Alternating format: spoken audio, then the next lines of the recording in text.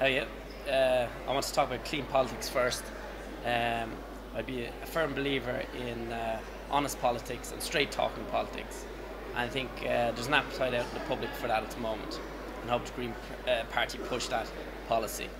Um, the other thing, point number two there, is best in politics.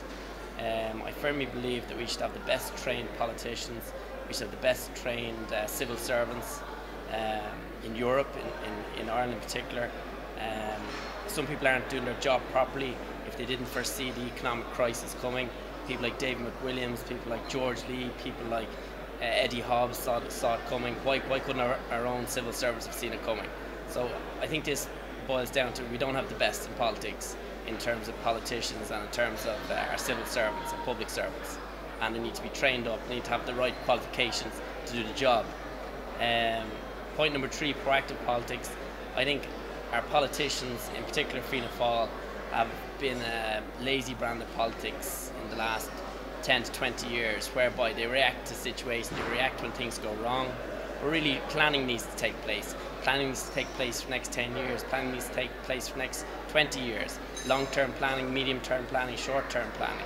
At the moment, all it is reaction politics. When something goes wrong, when there's a crisis, then Fianna Fáil step in to try and fix it. Whereas they shouldn't have let things like the property bubble boil over in the first place. They should have put restrictions in place. They shouldn't have allowed land hoarding. They shouldn't have allowed 100% mortgages. They're in charge of the regulatory body. At the end of the day, it boils down to the government that were in power. That was Fianna Fáil, that was Brian Cowan. As Finance Minister, that was Bertie Ahern. I just think they were very inactive. I think we're in the situation we're in because of that inactive politics. I don't think the Green Party should be lambs to slaughter on the media, and they shouldn't be sent out to give bad news out to the media. I think Fianna Fáil have to take the fall for what went wrong in politics.